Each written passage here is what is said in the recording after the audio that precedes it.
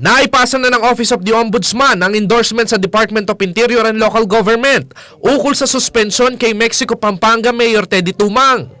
Maalalang nakitaan umano ng basihan ng Ombudsman para kasuhan ng opisyal matapos payagan di umano nito ang iligal na operasyon ng quarry sa lupang pagmamayari ng isang nakilala bilang Eduardo Batak. Nitong Martes, nilagdaan na ng Department of Interior and Local Government Secretary Jesse Robredo ang naturang endorsement at ibinaba na sa tanggapan ng DILG Region 3 para sa pagpapatupad nito.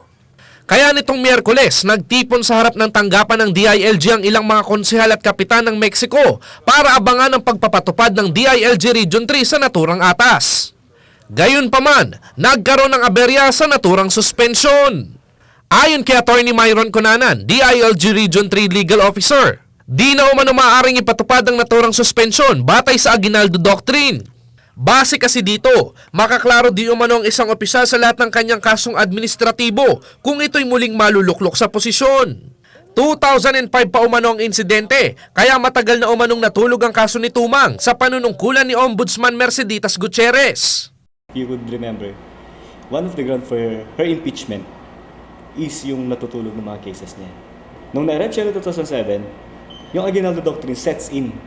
Ayon pa sa abogado, may kapangyarihan ng DILG na ipatupad ang naturang doktrina. Once we are faced in the case wherein Aguinaldo Doctrine is applicable, hindi kami hingi ng imprimatur dun sa ombudsman. Diretso kami na mismo ang kuwakan. Kung alam namin yung factual background. Ipinagtaka naman ito ng ilan sa mga opisyal ng bayan ng Mexico tulad ni Councilor Rex Calma. Sa harap ko mismo pinirmahan niya, sa harap mismo ng mga kapitang nagwawala na sa katarungan, naghahanap ng katarungan, pinirmahan ni Secretary Robredo at ngayon dito, hindi nila i-honor ang utos ni Secretary Robredo. Paliwanag naman ng DILG. Siguro sabihin na lang natin na ayaw niya sa kanya manggagaling yung decision na hindi na pwedeng i-apply pa yun, ay hindi na, wala nang moot and academic na yung case. Pwedeng ganun. Kaya sa amin ngayon pinasa. Question din ni Calma kung bakit inabot ng halos isang buwan bago na ipadala ng Office of the Ombudsman ang endorsement sa tanggapan ng DILG. Meron kasi mismong sinabi ko mismo kay Miss Alice Dinaya kung bakit pinatagal nyo, ang hirap-hirap makausap sila. Kung hindi ako nagwala doon, kung hindi ko pa sinabi ang ipinakitang telephone number ni President Pinoy sa kanya, hindi siya nanginig siya sa akin sa harap niya mismo, sa harap mismo ng mga kapitang kasama ko. Humingi siya ng sorry sa amin dahil natagalan, hindi na i-deliver kaagad sa DILG. Yan ang sistema sa gobyerno natin.